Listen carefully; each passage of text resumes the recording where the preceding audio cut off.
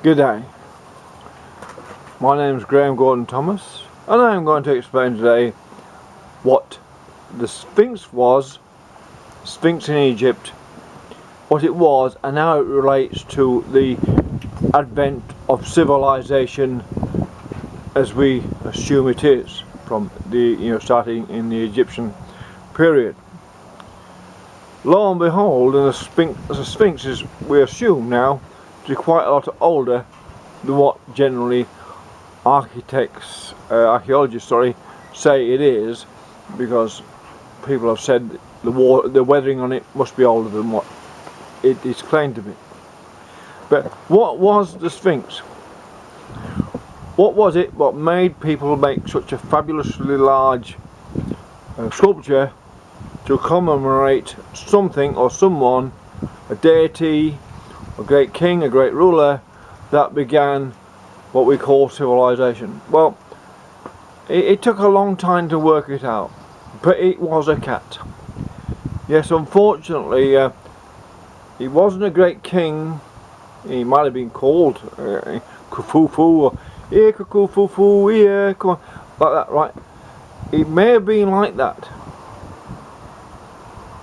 I mean, the Egyptians have all the animal heads and all that on their hieroglyphs. So one assumes, because the way, if you think what is the dominant animal on earth today, it's the cat. Cats spend all their time training humans to do their bidding. Now, if we go back much further to a long time ago when cats were saber-toothed and all the big cats around, there was always been smaller cats.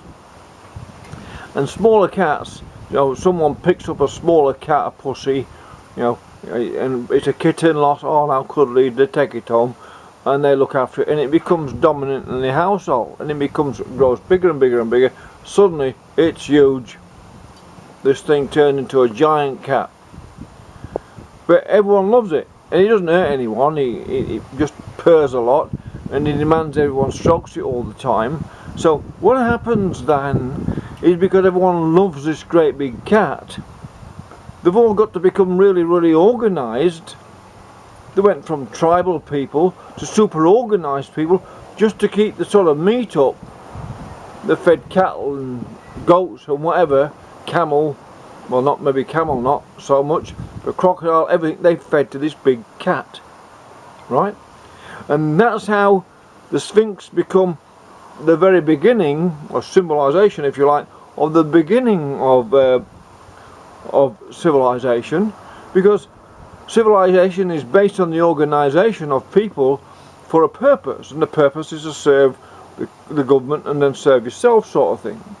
Well, it stands to reason then the only thing that I can think of that would cause that much organization to serve it would be a cat, because cats, as we know, are the most advanced creatures on earth. They just laze around all day and we slave away for them, going up the supermarket, trying to get the right food for them. No, not right today, pussy. No, another, try this food, you little, and you can't call it too hard because it will be upset and not purr and not rub on your leg. And that's why the Sphinx was a lion. Yes, it faced Leo maybe, but basically it was a lion facing Leo, because the lion they had was a huge lion, and it became the dominant animal or being in the area. Humans all petted it and it purred, they cuddled it behind its ear and stroked it and all that, but nonetheless they're all servants to what it wanted, which was organised supply of food that the humans provided for it. And because they have to organise the supply of food, they have to become organised, which meant the beginning of civilization itself. And that's why maybe these animals drawn on Göbekli Tepe and places like that, because maybe people served the animals. But in this case of the Sphinx, now we know what it was, a giant cat who people all petted and loved and everything and worshipped, our pussies, like we still do. And that's how they dominated humans, and humans become then the slaves to the pussycat, the giant one, and civilization began from that. and as it's handed down right through to today, we are now still slaves to our cat. So there you go. The slavery to pussycats is a continuum which keeps human beings reasonably civilized throughout the eons of time.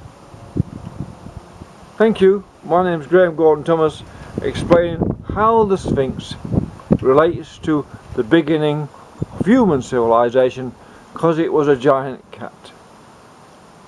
Thank you.